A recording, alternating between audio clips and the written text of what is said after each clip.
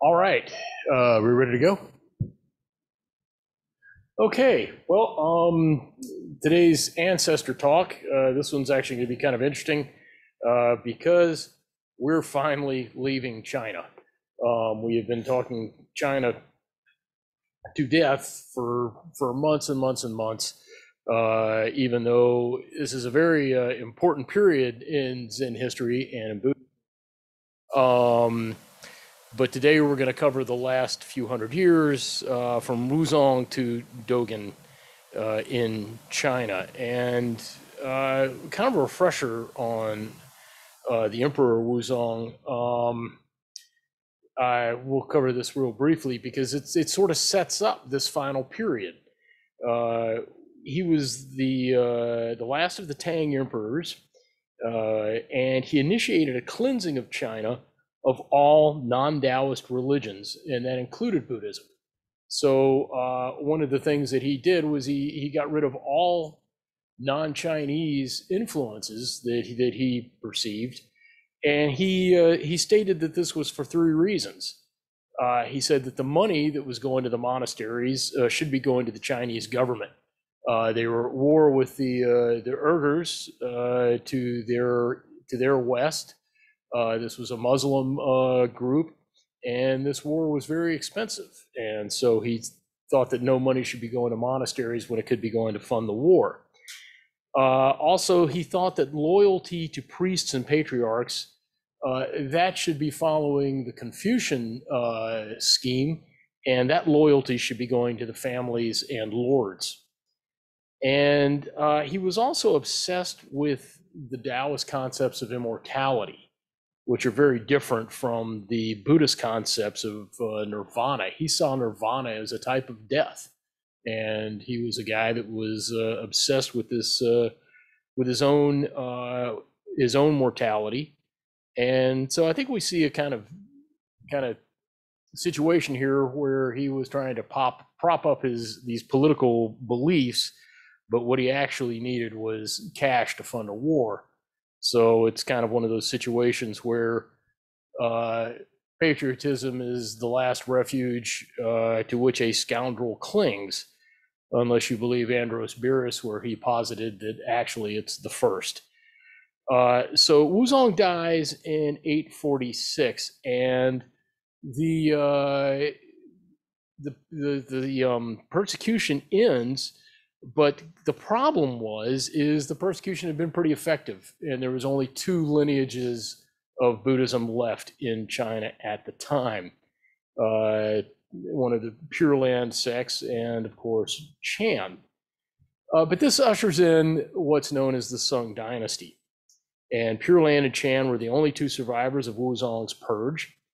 And this is kind of the end of a golden age of Buddhism in China. We noticed that from the 5th to 700, there was a huge explosion of Buddhist writing, and many of these Buddhist writings are passed down to us to the current day, including the Great Heart of Perfect Wisdom Sutra. The earliest known examples of that come from the 700s. But however, the good news is that the Mahayana ideas and concepts left an indelible mark on the Confucian purists and the thinkers and teachers. So the Sung Dynasty ushered in another golden age of Buddhism in China, but this one was very different. We saw a rise in the number of monks in the temples, and this period was referred to as the 5 mountains and 10 temples. And this period saw a great deal of government patronage toward Buddhist temples and Buddhist groups.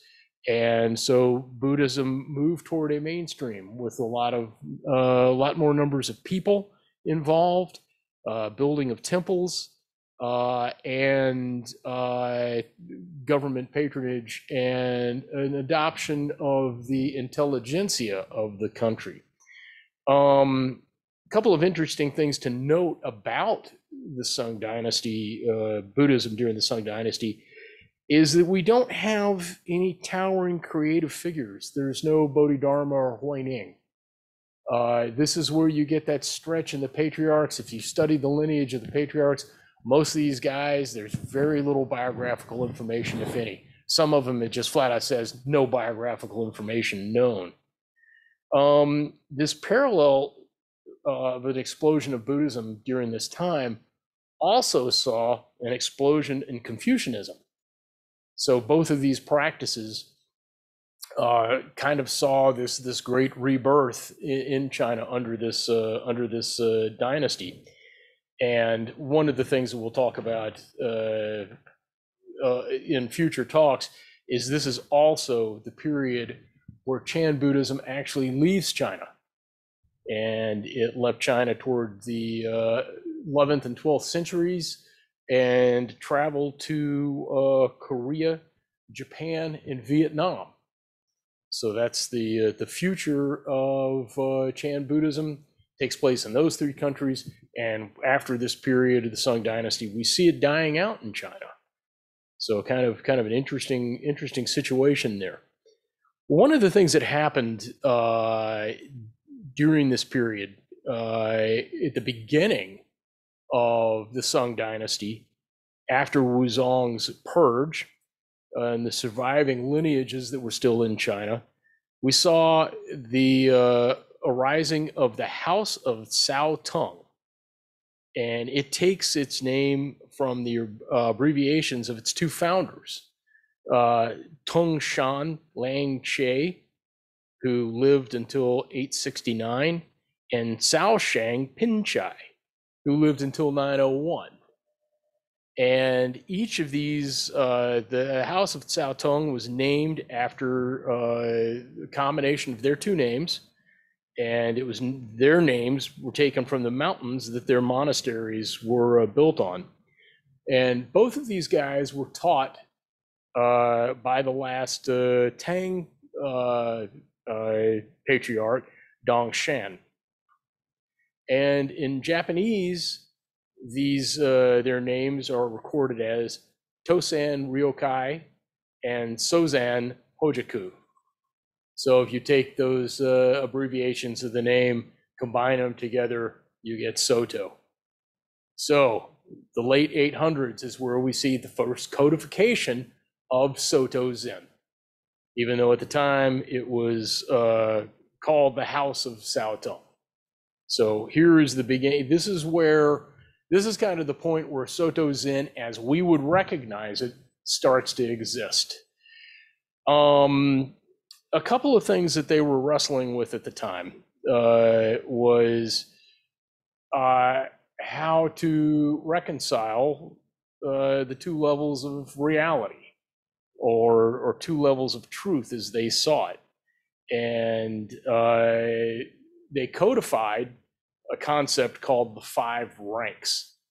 And why this is important is because I believe this is the beginning of the philosophical beginning of Soto Zen. In the 5 ranks, you've got the first rank, the real containing the seeming. Second, the seeming containing the real. Third, the resurgence of the real. Fourth, the seeming uniting with the real. And 5, integration of the real and the seeming. Okay, so where did this come from?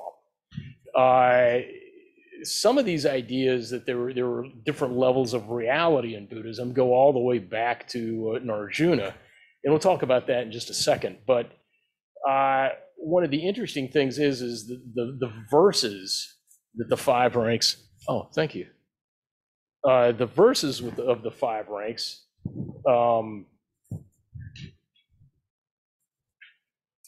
And see what you can glean from these philosophically.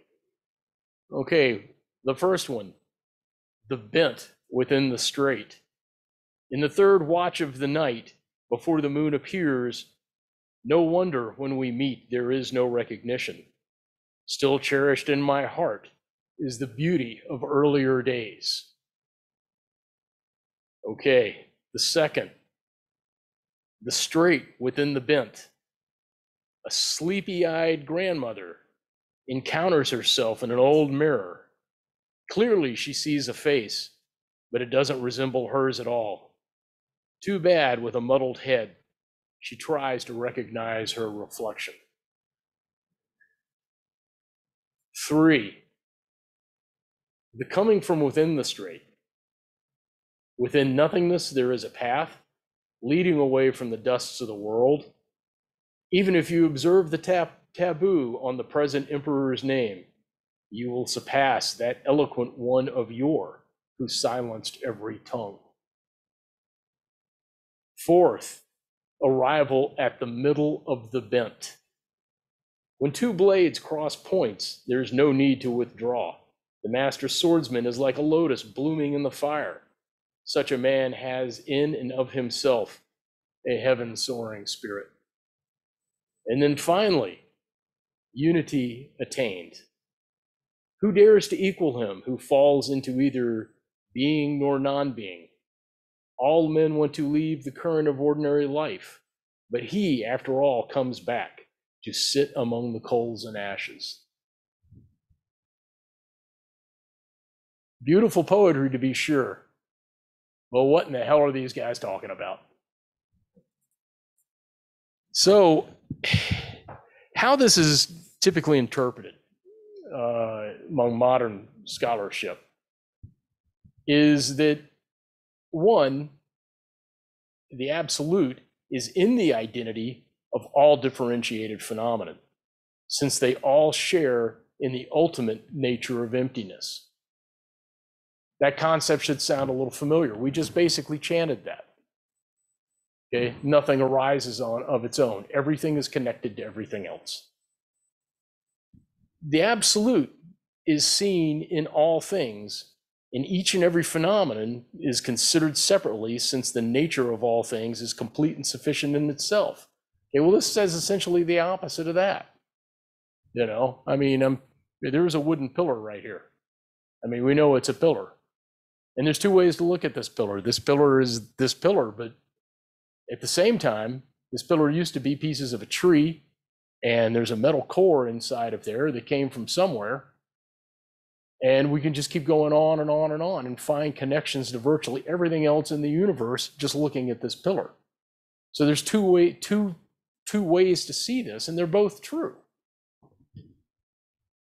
The absolute, this is number 3, the absolute contains within itself the potential to manifest all phenomenon, including opposites. So it's entirely possible for two opposing things to be true at the same time. That could be considered almost a matter of perspective. And then 4th, despite their identity in terms of ultimate nature, all phenomenon are still distinct and unconfused. The only real differentiation is that their relationship to each other and to the absolute can be seen. Okay, both fire and ice arise from the absolute, but fire is not ice and ice isn't fire. And then 5, thing that kind of brings it all together, the enlightened mind perceives the interplay between the absolute and the individual phenomenon, and between our phenomenon and also between one phenomenon and another. Okay, so what they're getting at here is you've got two levels of reality, and there's 5 different ways that these two levels are going to interact with each other. And this is also something that is discussed in the Sandokai, which was written just before this period in 790. The doctrine of two truths dates all the way back to Narjuna. He was in India. He was one of the first to start discussing this. And Narjuna is often considered the origin of Mahayana. The reality exists on these two levels. One's relative and one is absolute. And oddly, we see this same question in the Greek philosophers. In the school of Pyrrhonism, that which we judge reality versus non-reality is one level of reality, and that's what which we use as a guide of everyday life.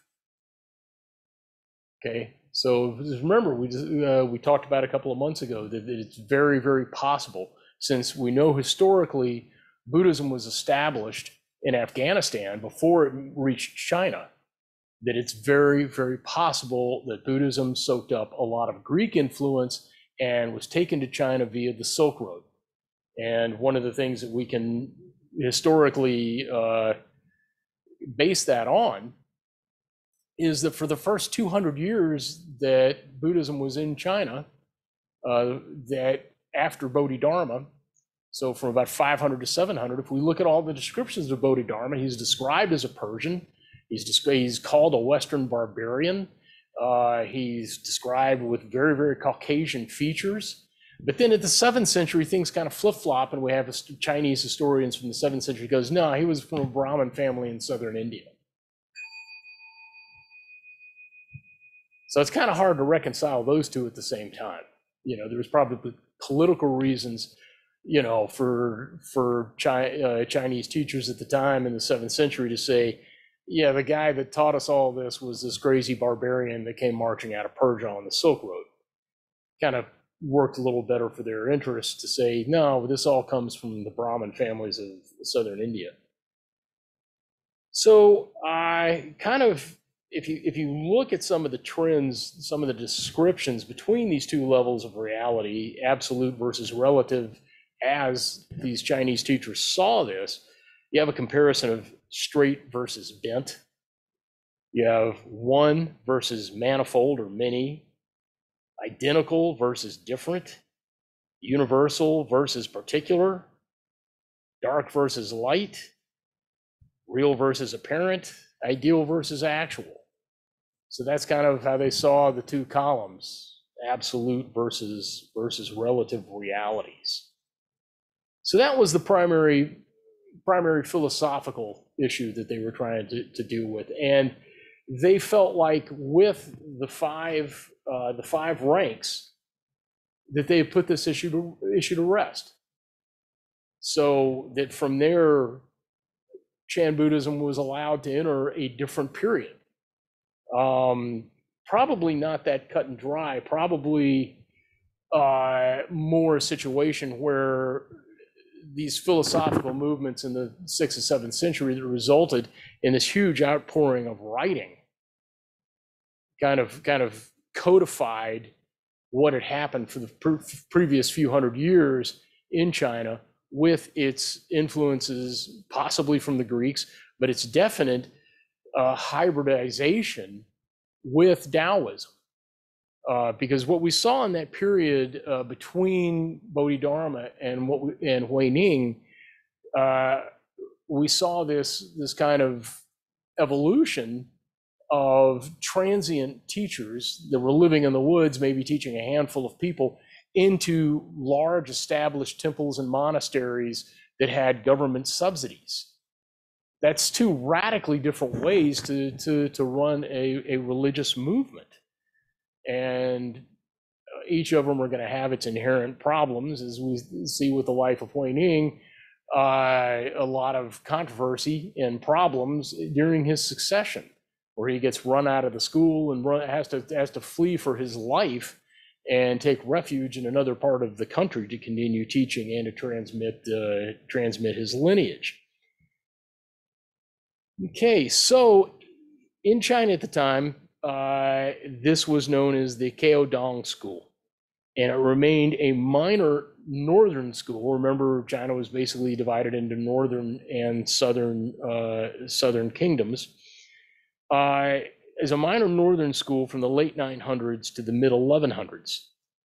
And in 1127, the patriarch Hongzhi, he kind of becomes a very successful emissary of this school and gains a lot of acceptance in the intelligentsia in the cities and with government patronage.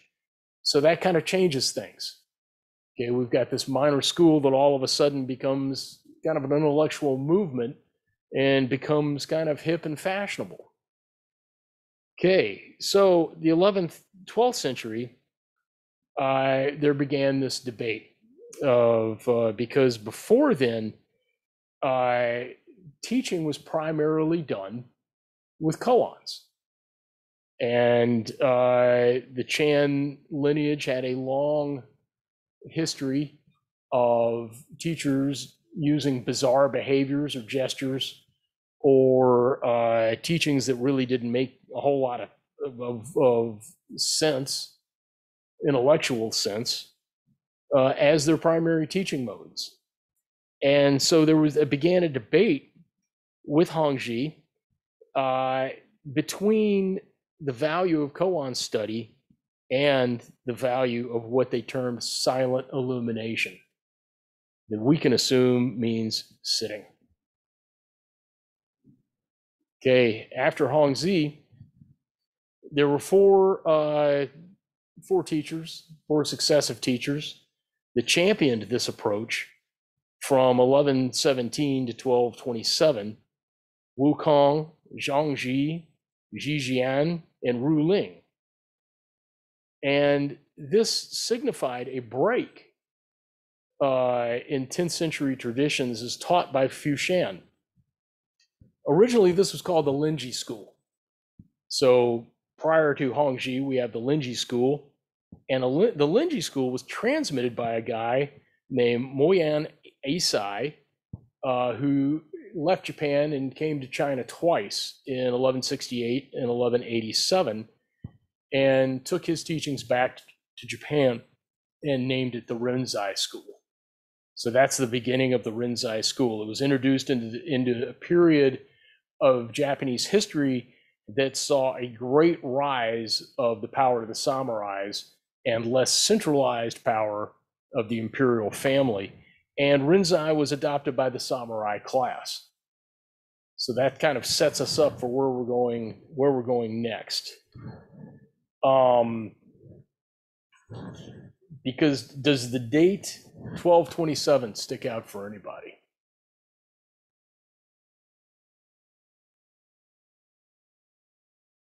Anybody besides Hojo? Bill Cooper.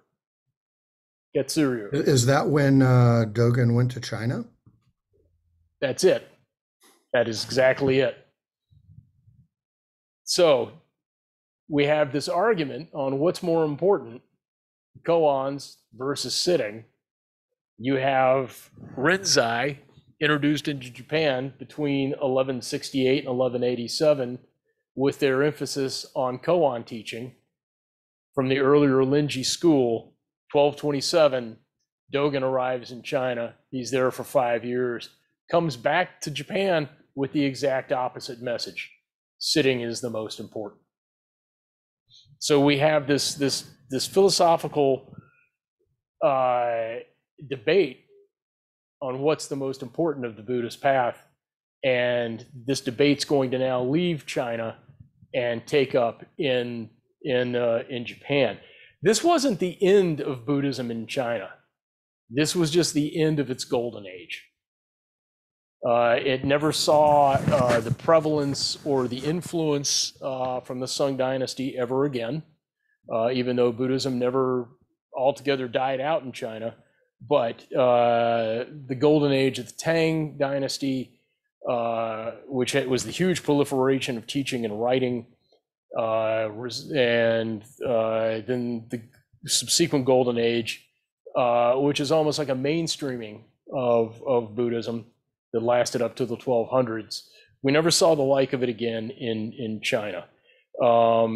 So Chan Buddhism moved to other places, most notably Japan, because we have these two major schools that have opposing views on a couple of things, but came from essentially the same lineages. In the future talks, we're going to talk a little bit about Vietnamese Buddhism and also Korean Buddhism, because it's got its place, even though it's not directly in our lineage. It is worth looking into, I think. And we're going to go pretty deeply into the Japanese lineage. But just kind of to wrap up the history of Chan in China, starting in somewhere in the 400 to 500s, we've got Bodhidharma arriving in China and bringing these teachings from the West with him.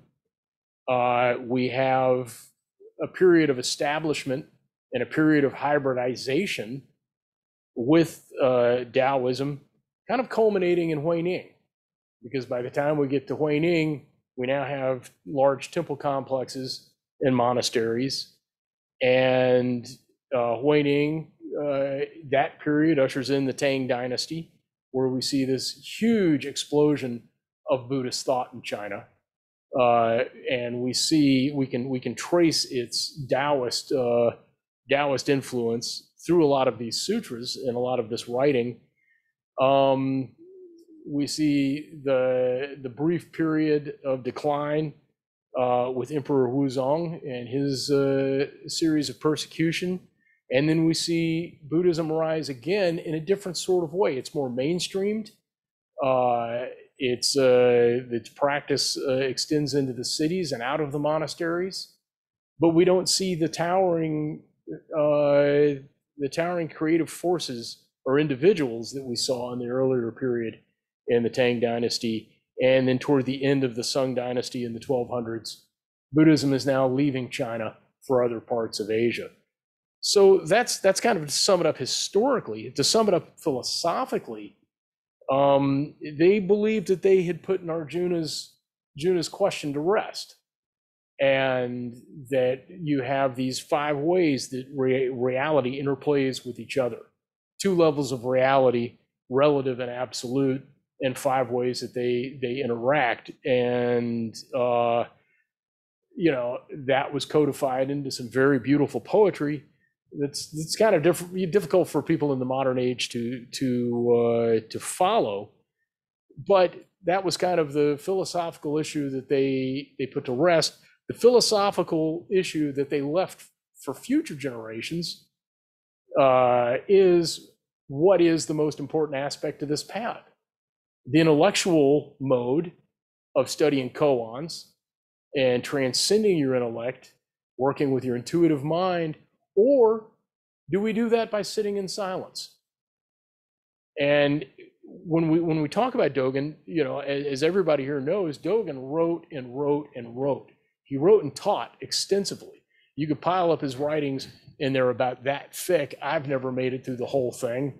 Hojo's made it farther than anybody else we know, but he'd probably even admit he hadn't plowed through all of it. But the interesting thing is, about 70% of all of these writings, he talks about the physical aspects of sitting, how to sit. That in and of itself is really interesting. So that debate left China. The debate got taken up in Japan, and that begins the next set of talks is what happened in Japan. Maybe someday down the road, Rinzai and Soto will be reconciled, reach a reconciliation. Maybe that's what happens to Zen in America, is we take up this argument and put that to rest. No telling. But we'll this concludes the Chinese history. Hojo's laughing, and I completely understand if everyone in the Sanghas had enough China to last them. But so with that, I'll open up the floor and see what your thoughts and impressions are, and we'll start with Hojo. I just want to say quickly that that's not why I was clapping. I'm applauding your brave and comprehensive attempt at doing this. But I just want to make a couple of program technical notes as well on the historicity and the pronunciation of the names, things like that. This is Shinjin's talk is a wonderful example of where we place the emphasis is not a scholarly emphasis. Where we place the emphasis is on recognizing the general principles that are going on in all of these historical examples, and how do those relate to us today. where are we in the propagation and history of Zen, and what's important for us to learn from history. And I think Shinjin has done a marvelous job of that. If you think of pronunciation, for instance, somebody would say, no, it's not Huineng, it's Huineng, or you go to Bill Porter and he said, well, it's not quite Huineng either, it's this, because he studied Chinese. And so if you go back to a Chinese guy, Huineng's disciple, learning from him, he wouldn't have said it the way Bill Porter says it. And the way it's written wouldn't look anything like Huineng. It'd be some kind of weird shape. So I think we want to take all that with a grain of salt and do what Shinjin has been doing for us here, which is to extract out of all of this, what are the important patterns and developments for us to pay attention to, and what are the ones that are germane to us practicing today. So that's what I was applauding. I think that's really a very interesting way to look at it, because I think one of the things that kind of a pattern that keeps repeating is almost, you could look at it as physical versus intellectual. Is this information, are these downloads, for lack of a better thing to call them, are they going to come through your body, or are they going to come through your mind? And that's something we've had several people talk about really brilliantly. Brian Price, who's a psychiatrist, Kusetsu, who's a conceptual mathematician and computer genius. That's kind of the question is, can you think your way through this, or do you intuit your way through this? Or both. Or both. Or why does it have to be one or the other? And the other piece was the historicity. When we say Dogen at 27 goes to China and comes back 5 years later, the Chinese and the Japanese have both apparently kept really extensive records. And if you know how to read them, you can figure out what the lunar calendar date probably translates to in a Gregorian calendar. But again, it's the historicity of those dates, and the exact sequencing and so forth is not that important as the larger patterns that Shinjin is pointing out, and how those relate to what we're trying to do to establish Zen practice in the West. The first book that was put out by Soto Zen Buddhist Association was the establishment of Zen priests in the West. And right away, I push back on that and I say, well, I don't think that's what we're doing. I think we're establishing Zen practice in the West. We may or may not have priests. It doesn't matter. Right. And, it's interesting when we talked about Huineng that, Huineng's followers were all of the Southern school, and that's where the lineage picked up. And there were critics from the Northern school that said, none of this stuff ever happened. This is all fairy tale. This poetry smackdown, him getting chased out of the monasteries, none of this ever happened. This is all stuff that the Southern school wants us to believe, because since they're the ones that wound up with the lineage, they get to tell the story. So yeah, so I think the historicity can be taken with a grain of salt, and the fact that we could make this claim that the Sung dynasty period doesn't have any towering creative figures, maybe that's just because nobody bothered to write it down, or that probably more likely that we haven't found that documentation yet. A lot of these things happen in really remote parts of China. That's one reason that these two schools were able to survive Wuzong's purge, because they were in such remote places during the very short 4-year period of his reign. He never got to them. So those schools of Zen and those schools of Buddhism survived.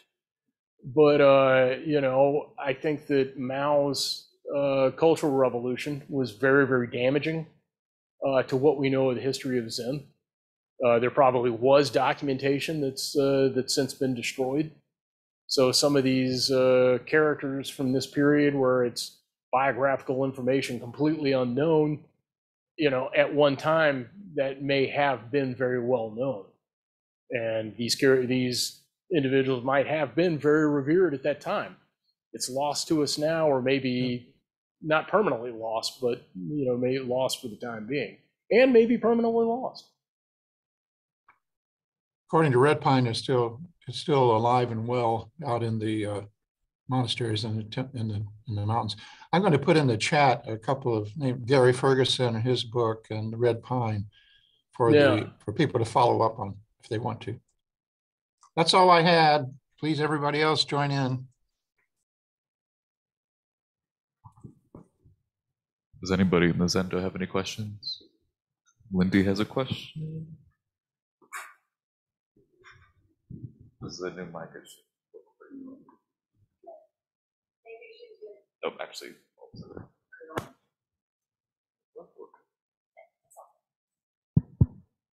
Hello. Thank you, Shinjin. I really enjoy this education. I've only had about a teaspoonful of reading Dogen, so there's much to discover, but here, so you don't have to. What struck me is he seems to, in his writing, I don't know if anger is the word, but he seems to be sort of pissed off at these priests and practitioners around him who aren't really doing the thing. And I'm just curious about what you described about this division. Was he sort of slamming on Rinzai, or what, what's the context for? Well, I think the context is it's almost analogous to what happened to the historical Buddha. You have this guy that got very psychologically spun up and needed some answers, and nobody could give him the answers. And those were typically Rinzai teachers until finally, they'd probably had enough of this young guy bugging him, and they said, go to China. If you want to know this bad, go to China and ask them. And which is what he did. And to us now, that doesn't seem like that huge a deal. I just go to the next country over. But he has to get there on a boat. He has to get there from the coast on foot. This was an itinerant monk, with not a whole lot of resources. And he's got to get to these very, very remote monasteries in the middle of the country. And, China was undergoing a civil war at the time in the 12th century. So he must have wanted to know really, really badly.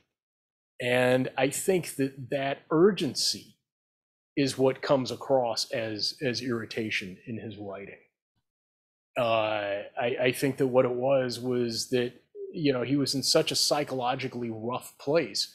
I mean, he'd lost both parents at a very, very young age, and had this burning question of, if we've all got Buddha nature, you've got a bunch of monks telling him, oh, you've got Buddha nature. And then he's like, well, then why do I have to practice? Why do I have to do any of this? What's this all mean if I've already got Buddha nature? I mean, that must have been a pretty rough place for a young man. And, the question was burning so brightly in him that he undertakes this totally insane at the time journey to figure this out. So I think it's that urgency that comes across as irritation and anger. Urgency. I appreciate that word. Yeah. Just a question. You mentioned that when Chan Buddhism left China, it went to Korea, Vietnam, and in Japan. That's what I want to get clarity on. Thank you. Yeah, and we'll look into what happened in all three of those other places as well. What they have to say about our lineage and tradition. Great question, though. Thank you. Yeah, Kasetsu. So just to follow up on Hojo's point about looking up references, I think I saw you reading when you were reading the 5 points. And could you tell me what book and what page you were reading from? I want to go back to some of that poetry. Oh yeah, it's great stuff. The book is Zen Buddhism: A History, and the author, actually it was edited, so there's several authors, but but the editor is, his last name is, now we're back to translation problems, Dumoulin, Dumoulin, and this is volume 1, China and India, and I took the bookmark out where the poetry was. Okay. Is that my copy, by the way? Yeah, you this was a gift from you. I wondered where that went. Yeah, you gave it to me about a year and a half ago, and these are all of your notes. Yeah, but it's an absolutely amazing book, and then I used a lot of sources that I found online as well, but that's kind of the Bible. I just was really struck by the fifth point that you read. The enlightened mind recognizes the interplay between and I thought that choice of interplay was so wonderful. It demonstrates that it's dynamic, moving, ever changing, and maybe a hint of playfulness of the dance. Yeah, I got that exact same feel to it. I mean, I got that exact same feel from it myself, and like the first thing I thought about was, the yin yang. You've got these two spiraling fish, but the most salient point of the yin yang that we don't see in the West is not the two fish. It's really the circle around it. That's holding these opposites together and allowing them to spin as one unit. And that's the first thing I thought of when I read that poetry. So, thank you for thank exposing me to that. Yeah.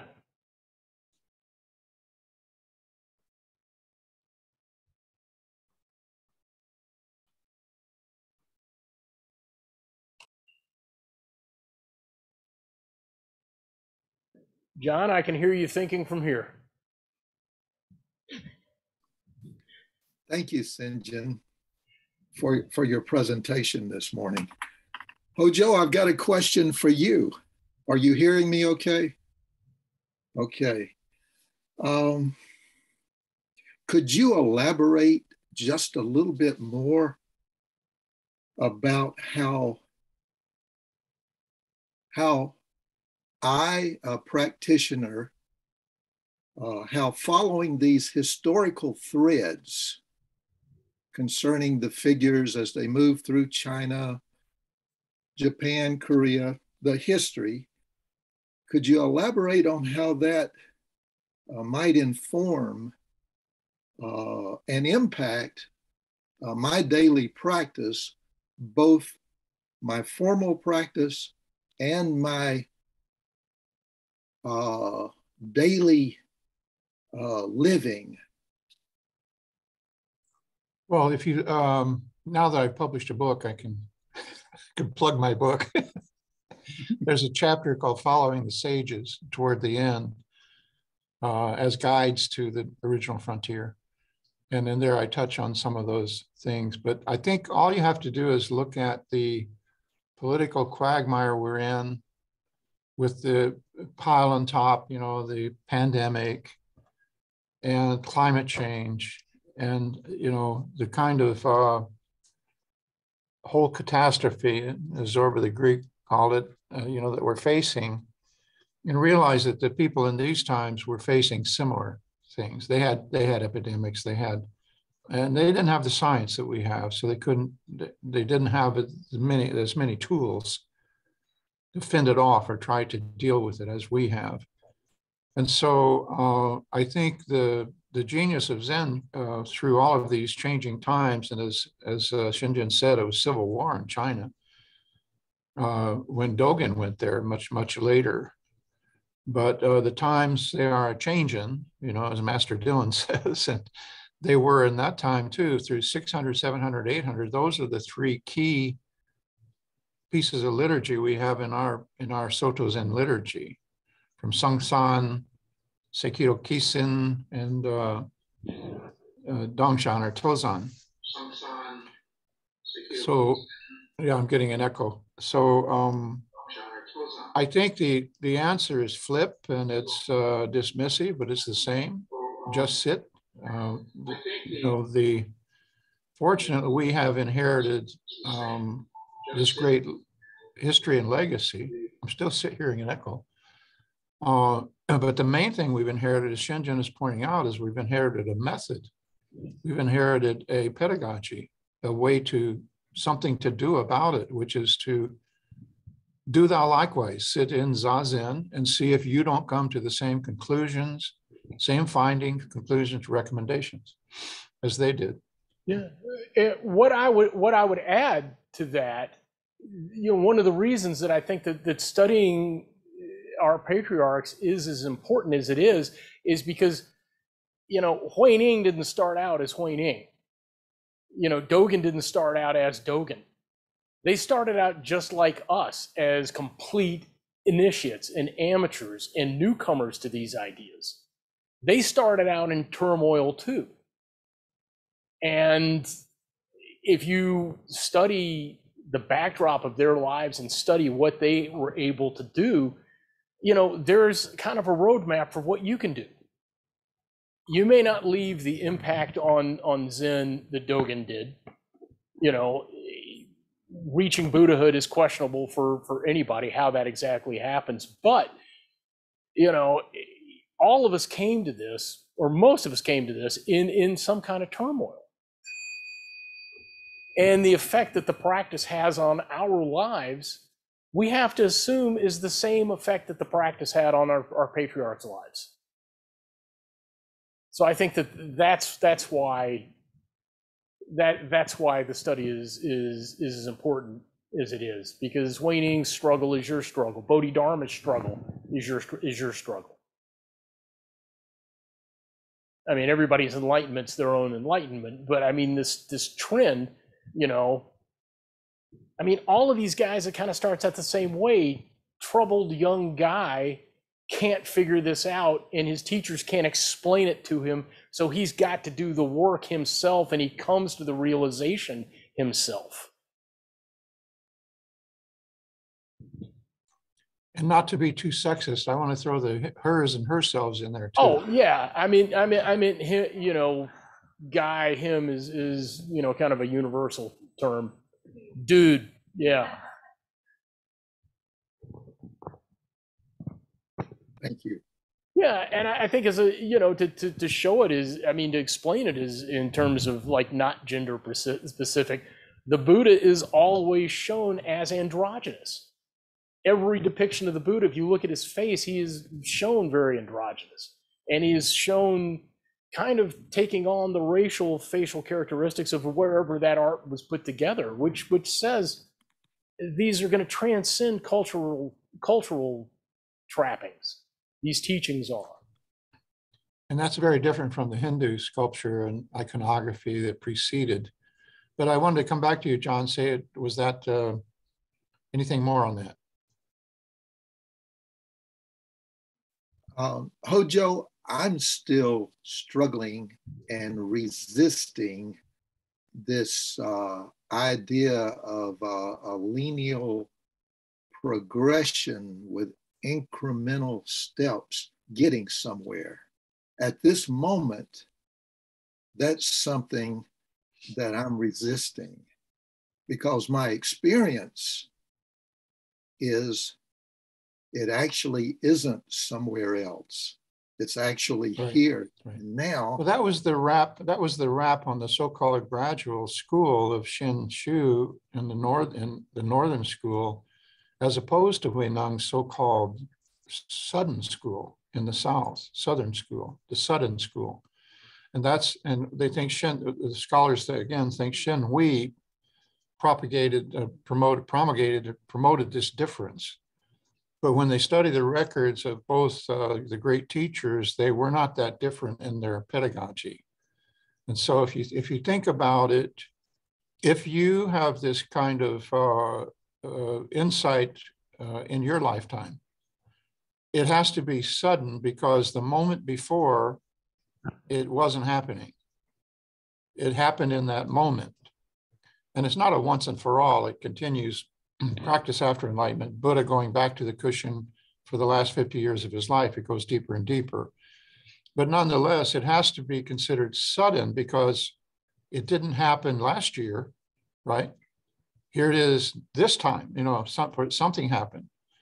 And so at the same time, as Shinjin was saying, two things can be true at the same time.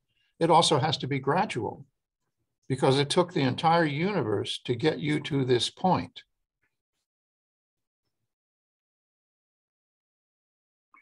Thank you all for allowing me the space to share in your generous fashion, to share what's coming up with me that I struggle with along the way. Thank you for that. Sure. This sudden and gradual is another one of those dichotomies that only exist in our mind, not in Zen. Not to quickly move to another questioner, but we have Pearl and the Zendo who has a statement or question, and then following that we have Kevin on Facebook with a question. Hello, Shinji, and thank you so much for your talk. And also, I just want to reflect on John's questions. And John, thank you for your courage to share, your struggle and what's going on, because that's what we all can learn from. And it also helped me to reflect on your questions on my own part. What do I, take from learning those history for my own practice on a daily basis? And I think, there we go. Sorry, it's better to have the face connection. Yeah, so I was just thinking, after you asked that question, I was thinking for my own, and I really appreciate Hojo and Shinji talk about the various aspects of the need to connect back to our ancestors. And for me, another thing come to my mind is a lot of things we do in our life, for me, is to find meaning and purpose of why I do things the way I'm doing. Like, why am I studying this? Why am I sitting? Why am I, practicing mindfulness, practicing meditation? And that why kind of helped me when I learned about our ancestor in the past and also seeing why they do those things. I have that connection with them. And that connection helped me they become me. I feel like what they did, their struggle, their perseverance, their, solutions, or what they did in the situations or conflicts or whatever in life, difficulty at that time, I also resonate with that. And that helped me, inspire me and encourage me. We all share that same struggle and that same seeking path. And yes, we're not seeking outside, but it's like, it's right here, it's right now. But we all do that. And because of them, their hard work in the past and their perseverance, then we get those treasures for us to practice nowadays. And it's not only Zen, I'm thinking my ancestor, going back to the root of our humanity, the values that we hold, Martin Luther King or Gandhi or Mother Teresa. I also want to learn about their life and what they did. And that helped become part of my treasure bags that I can pull out any time that I need to live my life with values and purpose. So I just want to share that, and I really appreciate your question, John.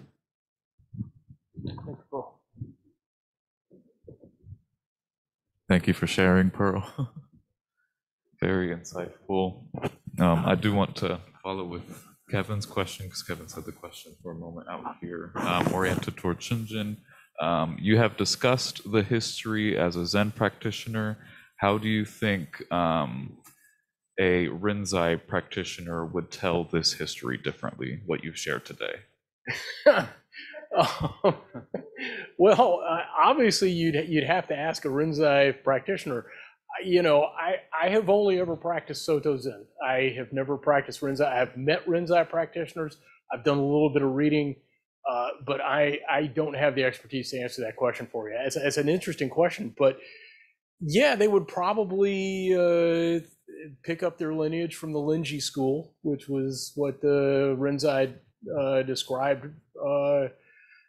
Derived from, and there would be a lot more emphasis on the intellect, on koan study, is my guess. And Hojo's probably got a more in-depth answer. Just a little detail. Sensei used to bring Rinzai priests to the Chicago Soto Zen Temple, and they would give lectures. And after one visit, we started striking both shoulders with the stick rather than just the right shoulder. So I think that came from them because they strike both sides of the spine in their practice. So I took that as being Sensei's flexibility and adaptability.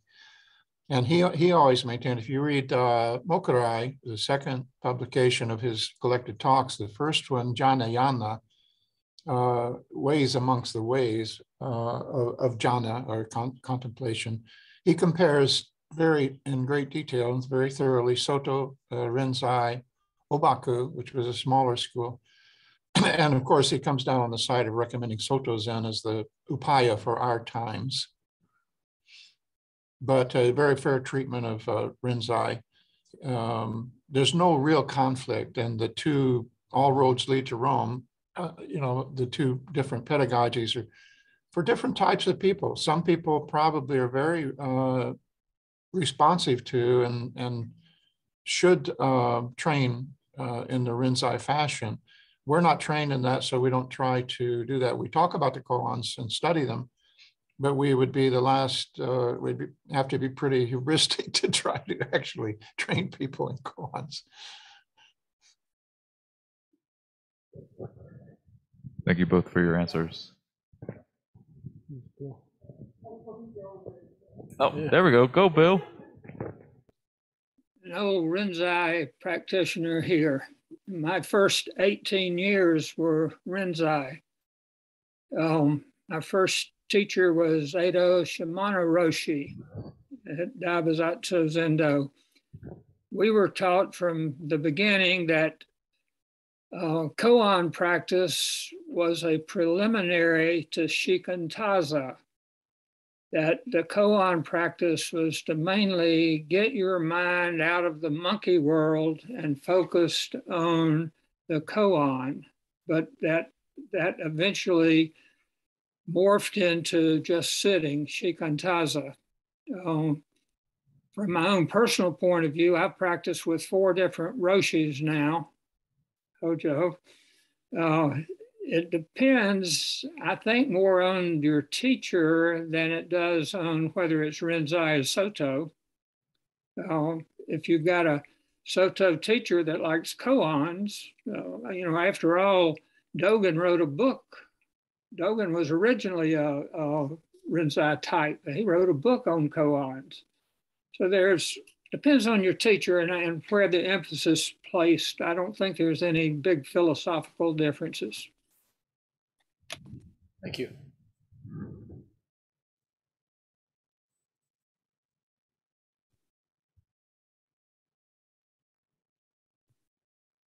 Is that it? Is that everybody? We've gotten through the queue I had lined up, so if anybody has... I'm going to call Bill Cooper out on that because he and I looked at some koans together. He has an interest in koans and might shed some lights on if we, in Sotos and study koans, how do we do it? Thank you, Hojo. Hello, everybody. Well, the way we did it, basically my motivation for wanting to study koans, particularly with Hojo, is first, I was generally confused by koans. I wasn't sure I was really getting what they were teaching. And I wanted the Soto, kind of a Soto perspective or somebody to talk to about these things. We didn't come up with any extraordinary answers. It was more of a learning, trying to learn what the koan was teaching. And Hojo had quite a bit more information on that than I did, so I did a lot of listening. But I found it fruitful, you know, just some of the koans I really would resonate with the characters, like Di Zhang planting the fields. I love the image and what the discussion was about. It ends on, you know, well, what do you call the world? So that's good. But I did study once under a teacher in koan practice, and I felt that it was just going to go on forever and keep, this is a critique of it, and just kind of keep proving the same point over and over. That was one problem I had. And the other issue was I just really wanted to sit shikantaza. I wanted to not be working on a problem or not trying to do something, but dropping body and mind, just dropping everything. So that's a couple of small points to follow up on that. Matsuoka Roshi, and again in Janayana and in person, he would say in Soto Zen, we're sitting in the real koan. And so there's no real need for another koan. You don't need, and when people first asked me to do Dokusan, I said, well, I understand that that's koan practice. And Matsuoka never did what we do as Dokusan. And now most Soto teachers have adopted it as a kind of brown robe only can do what we call Dokusan, meaning you go after Buddha Dharma in a person's life experience and practice. Practice discussion is a lighter weight or more casual discussion about everyday life concerns, which a black robe is permitted to do in Soto Zen in America.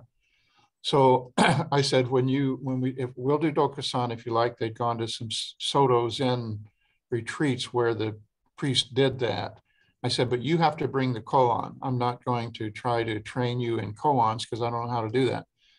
And so you bring the riddle and I'll try to respond from a Zen perspective. And that's essentially what we do online. In Katsuryu's case, we took up, he brought the koan. He would choose a koan each week and send it to me. There's a website that has an analysis of them. And I think we use the same website again and again. And then we would read through that and then we'd get together and discuss it. And so I think that was helpful to have that third party source of information. Just as Shinjin is presenting here today, the history is worth looking at for all of these reasons. It may not be for the scholarly reasons, but for us, there are good reasons to look at koans and good reasons to look at the history and so forth. But they're all related to this application to the present problem of existence. So in the third book that I'm working on with Cosette's, it's about problems, definition, problem solving approach, the intersection between design thinking and Zen. They're both problem solving activities.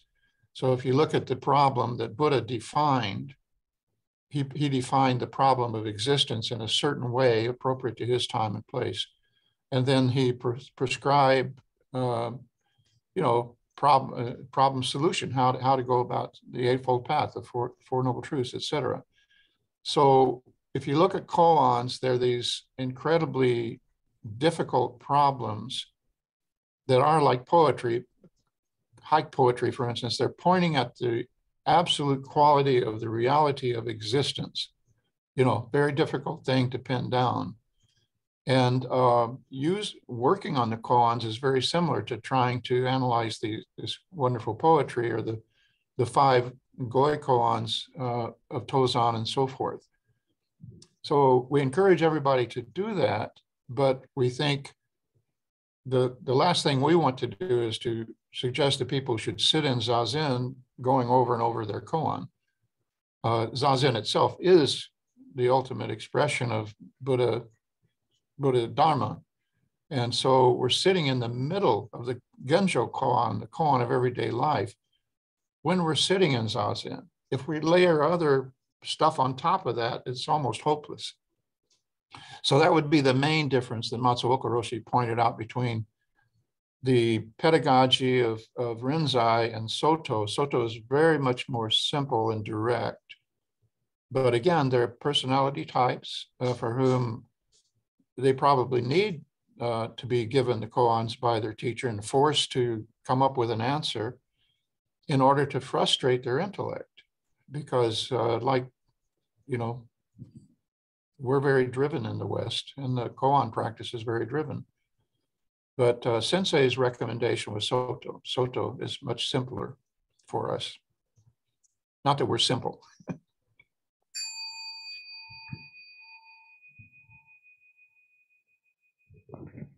Katsuryu has his hand up. I have a quick Matsuoka story. We were standing out in front of the Zendo one night, and I said, I know how we can get more people. In his eyes, he perked up. Give Doka-san. And his face dropped. That was the end of that discussion. I was there one time afterwards, and the guys are sort of looking around. Everybody's in robes and everything. And I said, well, in Atlanta, we have a little discussion period afterwards, and I'll be happy to answer any questions you have. Matsuoka instantly says, question and answer is unimportant. And of course, I said, well, of course, Sensei's correct. You know, you had most of the answers on the cushion, but yeah, he was very direct.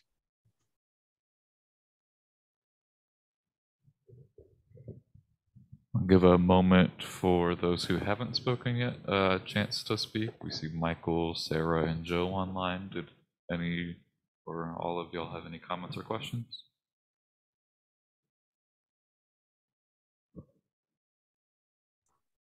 Shinjin, we didn't mean to hijack the conversation. I think we No, should you give didn't. Shinjin's an opportunity to sum this up. Oh, I think we've summed it up very well. Continue the struggle. Continue the work.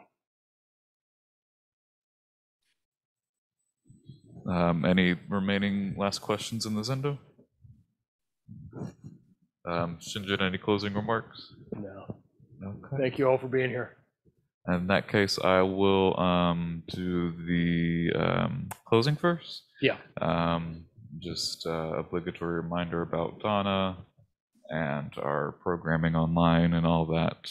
But we will close.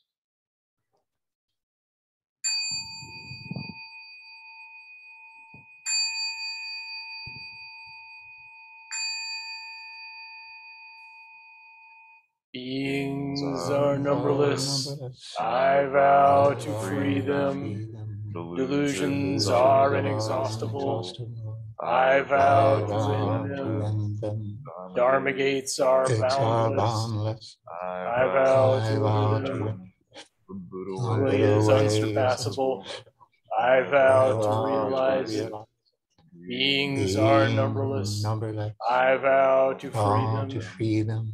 Delusions are inexhaustible. I vow to end them. Dharma gates are boundless. I vow to enter them. The Buddha way is unsurpassable. I vow to realize it. Beings are numberless. I vow to free them. Delusions are inexhaustible. I vow to end them. Dharma gates are boundless. I vow to enter them. The Buddha way is unsurpassable. I vow to realize it. Thank you. Thank you all for attending. See y'all next week, and then stay safe for folks in Atlanta, all the snow and all that.